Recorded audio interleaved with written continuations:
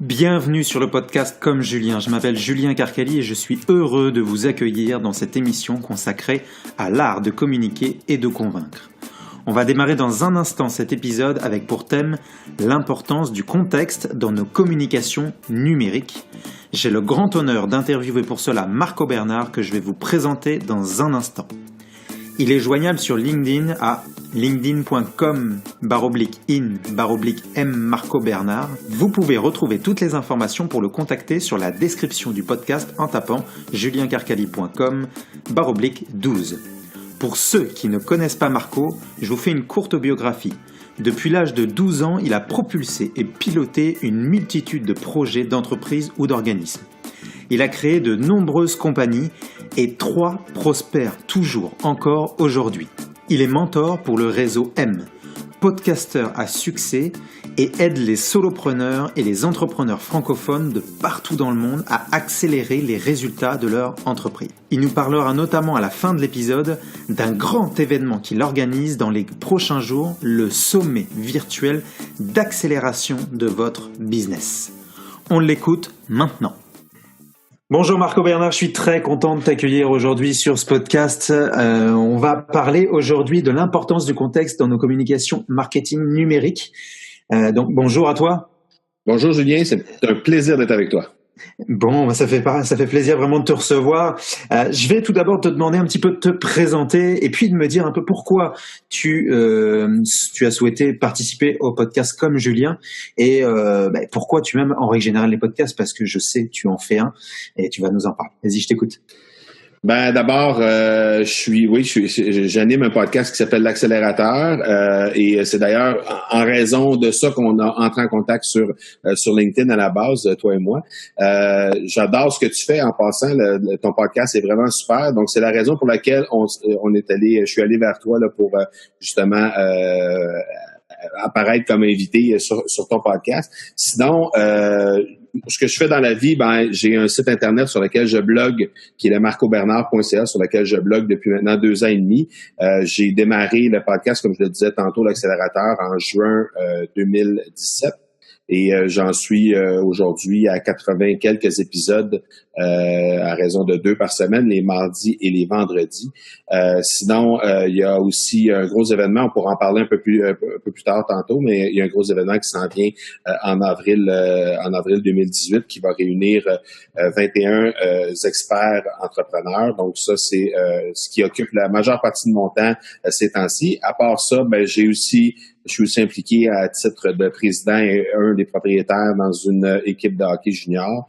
Et j'ai une entreprise dans les articles promotionnels qui est une entreprise familiale avec mon père et mon frère. Je fais également un peu de mentorat d'affaires avec le réseau M et je suis papa de 4 jeunes filles. Et tu arrives à trouver du temps pour toi avec tout ça? Oui, j'ai trouvé des journées de 37 heures. Ah, pas mal. Ah ouais, c'est ça me tient occupé, disons. Ah, j'imagine. Bon, c'est parfait. On va tout de suite démarrer sur le sujet qui nous intéresse aujourd'hui. Pour toi, qu'est-ce que ça représente, la mise en contexte dans les communications d'affaires? Ce que ça représente là au départ, c'est qu'à mon sens à moi, il y a beaucoup de personnes qui font des erreurs à ce niveau-là et je dirais l'ensemble des personnes sur les médias sociaux vont essayer de convertir beaucoup trop rapidement. Pour en avoir discuté avec un paquet d'experts du social selling, notamment Loïc Simon, pour pas le nommer, mais pas avec plein d'autres, il y a beaucoup de problématiques à ce niveau-là. Les gens essaient de convertir beaucoup trop tôt. Puis je donne souvent l'exemple des gens qui, dans la drague, par exemple, je leur donne l'exemple à savoir si ils ont demandé leur tendre moitié en mariage à la première rencontre. Et tout le monde sourit quand je leur pose cette question-là, mais en réalité, c'est un peu ça, c'est que les gens posez-vous la question, lorsque les gens entrent en contact avec vous sur LinkedIn ou sur Facebook ou sur n'importe quelle plateforme, si vous commencez déjà au départ en leur pitchant vos services ou vos produits ou en essayant de closer quelque chose ou en essayant d'avoir une rencontre d'affaires, c'est un peu ridicule comme façon de faire, puis ça va vous amener directement probablement dans la corbeille de la personne. Donc, la mise en contexte, pour moi, c'est quelque chose qui est absolument essentiel. D'ailleurs, il y a une statistique qui dit que il y a la majorité des conversions d'affaires, des ventes vont se faire en fait, 80% va se faire entre le 5e et le 20e contact. mais 80% des gens abandonnent avant le deuxième contact. Donc, ils contactent une fois ou deux, 80% des fois, et après ça, ils abandonnent. Alors que 80% des ventes se font entre le 5e et le 20e contact. Donc, la prise de contact et la mise en contexte est absolument essentielle dans le domaine des affaires. Et c'est un peu ça. Donc, sur les médias sociaux, c'est malheureusement encore beaucoup trop peu utilisé, cette façon de faire. Et toi, comment tu te débrouilles justement pour prendre ce contact et te mettre en contact avec les gens et commencer à faire une conversation avec quelqu'un? Encore une fois, je vais te faire des analogies avec des liens avec ce qui se fait dans la vie de tous les jours, parce qu'en réalité, ce qu'on fait sur les réseaux sociaux, c'est pas tellement différent de ce qu'on fait dans la vie de tous les jours. Donc, à la base, l'idée, c'est de créer de l'engagement, d'essayer de connaître la personne. Donc, dans la vie de tous les jours, c'est un peu ça. Si on tire encore des liens avec la drague. Si c'est un monologue, on s'en va dans un blind date avec quelqu'un et la personne ne cesse de parler pendant toute la soirée et elle nous laisse pas le temps d'expliquer un peu qu'est-ce que nous on fait et s'intéresse pas nécessairement à ce que nous on fait. Ben nécessairement à un moment donné, on va décrocher puis ça va probablement être la dernière fois qu'on va rencontrer cette personne-là. Donc c'est un peu la même chose sur les médias sociaux. L'idée, c'est pas de pousser de l'information et sans nécessairement engager la conversation avec les gens. Mais l'idée, c'est vraiment de s'intéresser à ce que les gens font. Donc, concrètement, la façon dont moi je le fais, c'est que je vais prendre le temps d'aller faire des recherches sur les gens qui entrent en contact avec moi pour justement essayer de voir quels sont leurs champs d'intérêt, quelles sont leurs façons de faire, avec quoi, c'est quoi les choses qu'ils partagent sur les différentes plateformes. Et de cette façon-là, ben, ça va me permettre de leur donner du contenu qu'ils veulent vraiment avoir, qui ont de l'intérêt pour. Et de cette façon-là, je vais créer un contexte entre moi et eux. Donc, c'est un peu la façon dont je l'utilise. Que ce soit des gens que je veux rencontrer pour affaires ou simplement des gens avec qui je veux développer des relations, pour moi, c'est essentiel. Et la deuxième chose que je pense qui est primordiale, c'est de dévirtualiser tout ça en essayant d'intégrer des items physiques à l'intérieur de la relation d'affaires. Pour moi, la relation numérique est pas, on ne doit pas se limiter simplement à des courriels ou des messages sur les plateformes numériques. Je pense qu'on doit pousser un petit peu plus loin pour que la communication soit ouverte de façon plus poussée. Et puis parfois, j'avais entendu aussi des gens qui, même sur LinkedIn, engagent la conversation sur un sujet qui peut être complètement en dehors du professionnel. Par exemple, ça peut être le soccer, football américain, le hockey, n'importe quoi. Et c'est aussi comme ça qu'on engage la conversation en fonction des hobbies des gens, de voir, parce que même sur LinkedIn, par exemple, si on prend LinkedIn, il y a des informations concernant les hobbies. Et il y a certaines personnes, si par exemple c'est le moment du Super Bowl, pourquoi pas engager la conversation si la personne, on sait qu'elle apprécie le football en tant que tel.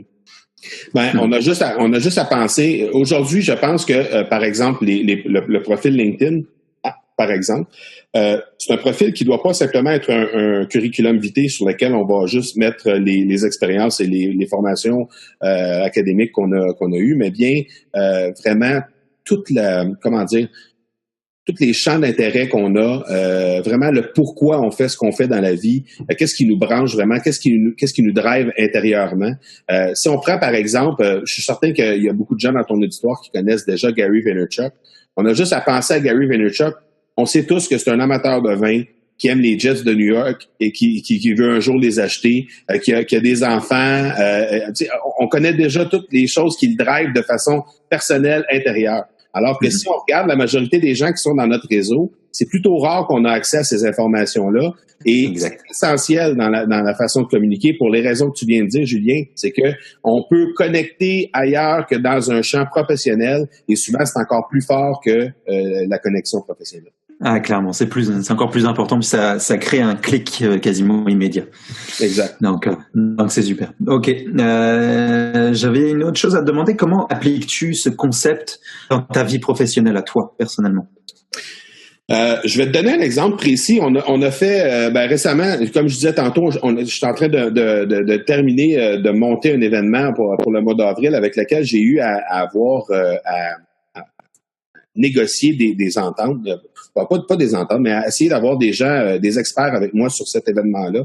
Et la façon dont je l'ai fait, c'est que j'ai graduellement créé des liens avec ces gens-là. Donc, notamment, je les ai invités sur mon podcast. Déjà, je leur ai offert un certain rayonnement par rapport au podcast. J'ai créé des relations avec eux en amont de ce podcast-là, évidemment, pour les inviter puis créer un certain lien avec eux. Mais aussi par après, en continuant à garder la relation ouverte, l'engagement, continuer à créer de l'engagement avec eux, continuer à leur échanger des trucs, continuer à leur envoyer des trucs en fonction de leur champ d'intérêt et tout ça. Et par la suite, quand est venu le temps de les inviter à venir participer sur l'événement, je leur ai envoyé ce qui s'appelle une carte vidéo. Donc, c'est une carte qui mesure 5 pouces par 9 pouces de large. Et au moment où on ouvre la carte, c'est un peu comme les cartes de bonne fête qui chantent une chanson, là. Fait que c'est un peu le même principe, sauf que c'est une image, une vidéo qui démarre à ce moment-là. Et sur la vidéo, évidemment, je faisais simplement m'adresser à la personne. Donc, j'ai fait des vidéos de façon distincte pour chacune de ces personnes-là. Et je faisais encore une fois référence à qu'est-ce qu'ils faisaient dans la vie, comment allaient les enfants, c'était quoi les projets qu'ils étaient en train de travailler dessus, etc. Et au final, je les invitais à venir partager un peu de temps avec moi sur cet événement-là. Donc, cet item physique-là que je leur ai envoyé, ça a fait en sorte que j'ai pu récupérer sur les 18 demandes que j'ai envoyées initialement, j'ai eu 17 oui sur 18. Donc, et par la suite, en communiquant avec ces gens-là, je me suis rendu compte que l'item physique que je lui avais envoyé, il y a bien des gens que l'item physique, au moment où je faisais l'enregistrement de la conférence, parce que dans le cas présent, c'est des conférences, donc au moment où je faisais l'enregistrement de la conférence, je me rendais compte que l'item physique, la fameuse carte vidéo, était toujours sur leur bureau, malgré que ça faisait 1 mois ou 2 que ça avait été envoyé, qu'ils l'avaient reçu, qu'ils l'avaient consulté. Donc, à chaque jour, depuis qu'ils avaient reçu cette carte-là, il y avait mon visage sur leur bureau et ils pensaient à moi. Ils se disaient, oui, c'est vrai, faut que je prépare ma conférence pour Marco. Je sais qu'on va faire un truc ensemble et tout ça. Donc, pour moi, la façon d'arrimer ce qu'on doit faire au numérique et les différentes méthodes qui sont existantes déjà depuis des lunes au niveau du réseautage, et au niveau de la relation et de la communication en affaires, pour moi, c'est d'arrimer le côté physique de la chose pour faire en sorte qu'à un moment donné, les gens vont garder un espèce de souvenir plus émotionnel par rapport à la relation qu'ils ont avec toi. Donc, quand je parlais de dévirtualiser, d'ailleurs, et je vais t'annoncer une primeur, Julien, c'est que j'envoie des cartes postales, moi, de tous les invités qui passent sur mon podcast, je leur envoie une carte postale pour les remercier. Et la plupart du temps, les gens vont prendre en photo la carte postale, ils vont m'envoyer une publication sur Facebook ou sur LinkedIn ou peu importe, selon l'endroit où on a l'habitude d'avoir nos communications. Ils vont m'envoyer une photo, ils vont me dire « Hey, merci beaucoup, j'ai reçu une carte postale » parce que il n'y a plus personne qui envoie ça, des cartes postales. Donc, l'idée dans la relation qu'on veut créer avec des gens, si on veut être en mesure d'avoir vraiment de sortir du lot, c'est justement d'envoyer des choses, de faire des actions que les gens sont pas habitués de voir. Donc, la carte vidéo, les gens n'étaient pas habitués de voir ça. La carte postale, c'est des choses qu'ils sont pas habitués de recevoir. Et c'est pas nécessairement des choses qui coûtent très cher nécessairement. Ça prend juste le temps de dire, je travaille dans les articles promotionnels, on va dire, c'est sûr que je suis plus près un peu du marketing sensoriel, du fait que je travaille dans ce domaine-là dans mon entreprise familiale, mais il reste que l'ensemble des campagnes d'articles promotionnels qu'on peut faire, si c'est bien travaillé, si c'est bien fait, il y a moyen d'atteindre un but comme ça et de faire en sorte qu'on crée un effet wow chez notre interlocuteur ou la personne qu'on veut avoir dans notre réseau. Mais ce que je vois là-dedans, c'est que, outre le fait du superbe résultat que tu as pu avoir par le biais de cette carte vidéo, c'est que vraiment, tu as été dans la personnalisation de la carte et que c'est pas juste quelque chose qui a été envoyé un peu comme des emails qu'on peut recevoir tous les jours qui sont tous les mêmes. Là, tu as vraiment personnalisé quelque chose et c'est aussi certainement l'effet « wow » que tu as réussi à avoir et que tu as cherché. L'idée, c'est vraiment de personnaliser, c'est d'être le plus personnel possible, mais c'est d'avoir, pour être capable de le faire, il faut avoir des informations qu'il faut, il faut aller les chercher, il faut prendre le temps d'aller les chercher mais aujourd'hui, c'est tellement la majorité des gens sont tellement transparents sur leur profil de médias sociaux qu'en se rendant sur un profil Facebook, on va être capable de savoir combien d'enfants, à quel endroit ils restent, est-ce qu'ils ont des intérêts dans tel ou tel sport, est-ce qu'ils prennent pour, je sais pas moi, telle équipe de sport, en hockey, en soccer, peu importe. Puis à ce moment-là, on est en mesure de vraiment aller chercher le bon point là, pour être capable d'avoir des relations qui sont durables et que la personne a vraiment l'impression, parce que c'est vraiment ça, elle a vraiment l'impression que tu la connais. Et c'est intéressant parce que justement, on parle souvent j'étudie beaucoup ça en ce moment. On parlait pendant un temps de B2B, B2C, puis aujourd'hui on parle de H to H, là. Vraiment human to human, quoi. C'est exactement ce que tu fais. Et on passe par les réseaux sociaux. Ce qui est à la base quelque chose qui est virtuel devient quelque chose qui est réel. Et c'est ce que toi tu utilises, c'est ce que tu fais. Puis je suis sûr et certain, ça fonctionne, quoi. Les gens aiment ça. Ça permet de tout mettre en contexte, que ce soit le côté professionnel de la chose, mélanger ça avec le côté personnel. Et à ce moment-là, ça permet de vraiment créer des contextes dans l'ensemble des discussions qu'on va avoir avec les gens.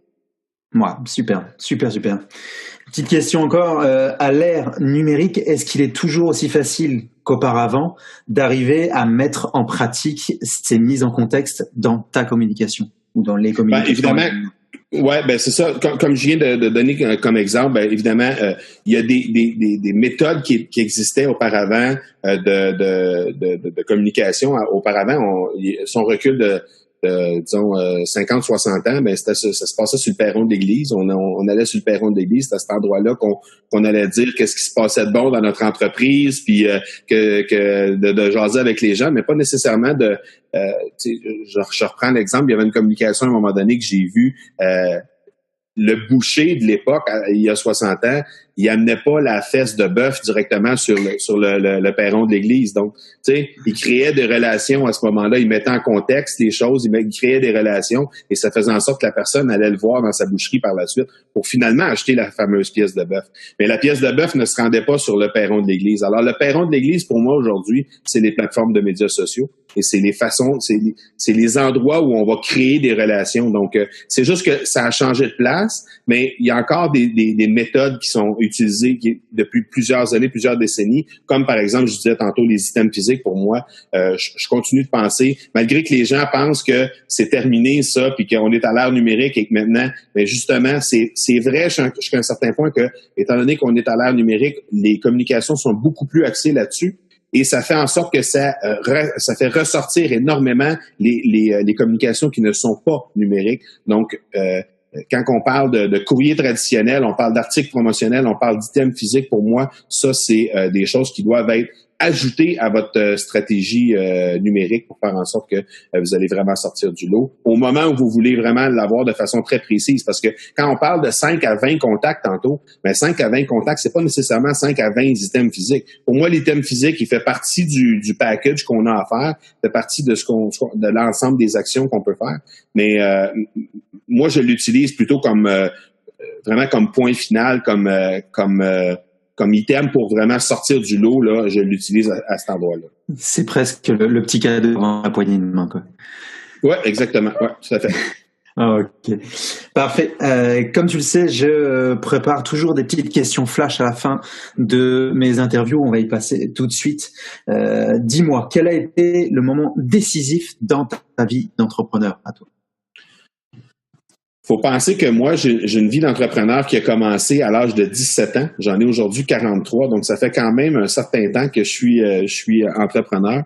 Pour moi, le moment décisif s'est passé quand même tard dans ma carrière d'entrepreneur, puisque j'ai eu au-delà d'une quinzaine d'entreprises. Là-dessus, il y en a eu au moins une douzaine qui ont échoué et qui m'ont amené à un certain cheminement à l'intérieur de moi. Et qui a fait en sorte qu'à un certain moment, mon épouse actuelle, qui à l'époque ne l'était pas encore, mais mon épouse actuelle m'a offert un livre qui était la biographie de Steve Jobs.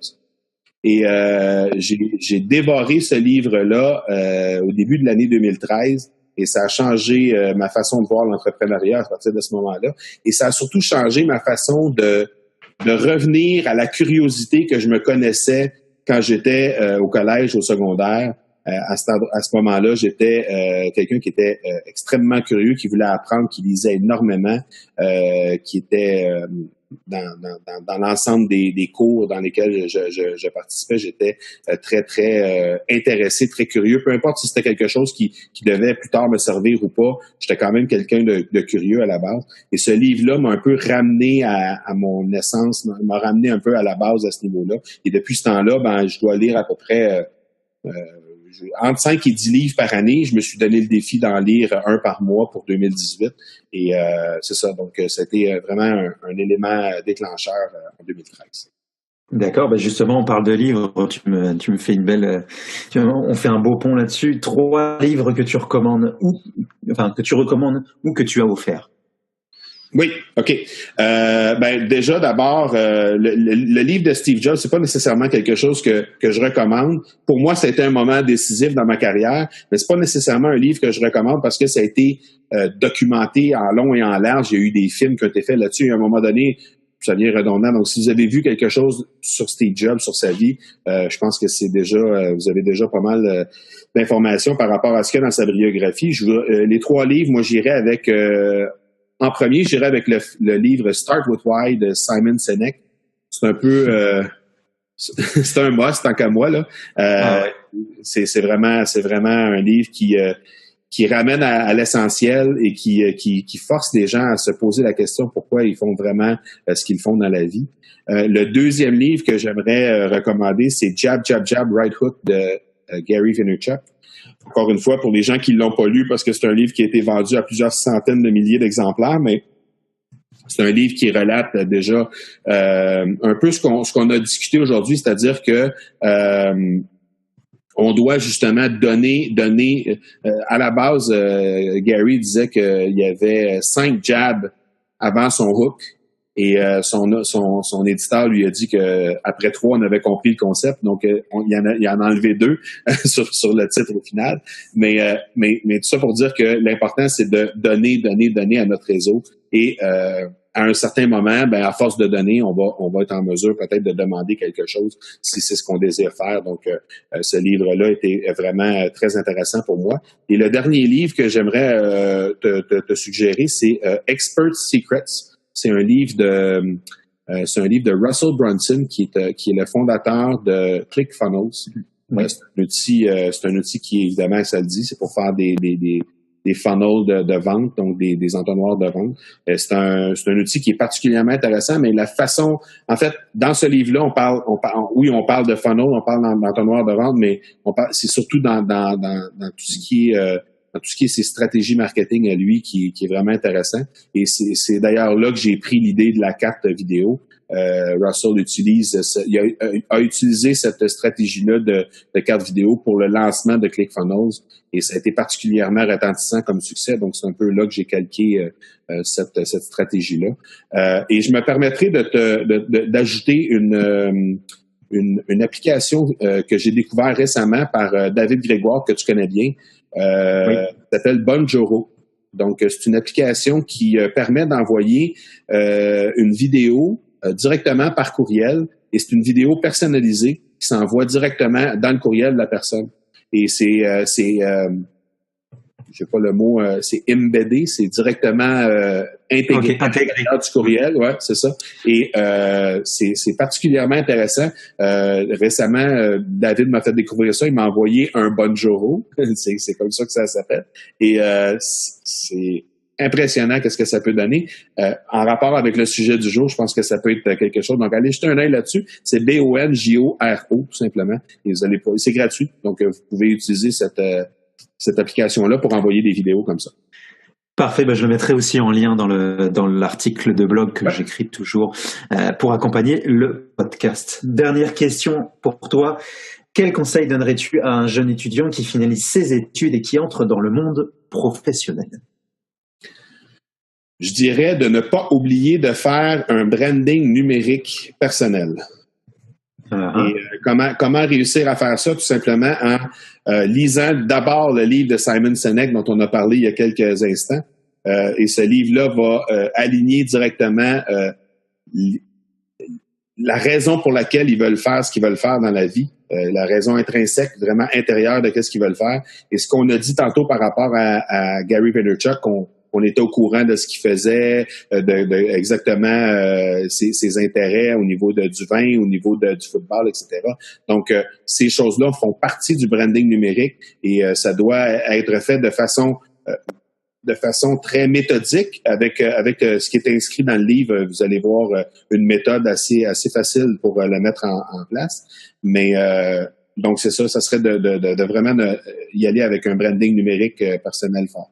Et donc intelligent, une façon intelligente de faire pour pouvoir avancer par la suite dans sa vie professionnelle. Exactement.